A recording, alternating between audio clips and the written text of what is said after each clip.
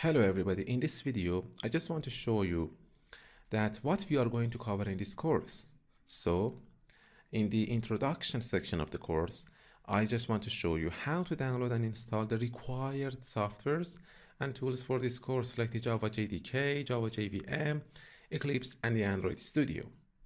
And then in the Java section of the course, I'll teach you the basics of Java programming language, and then the object-oriented concepts of Java, and finally I'll teach you the advanced Java programming language.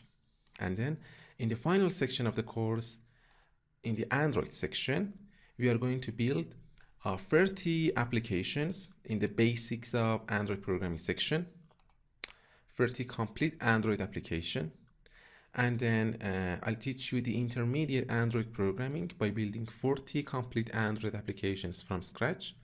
And finally, I'll teach you the advanced Android programming by building 30 more complete Android applications. And at the end of the course, you are going to be a complete rockstar Android developer. So please don't hesitate to ask any questions. I'll answer all of your questions. And please practice every skill that you gain throughout this course. So thank you for watching, and I'll see you in the next tutorial.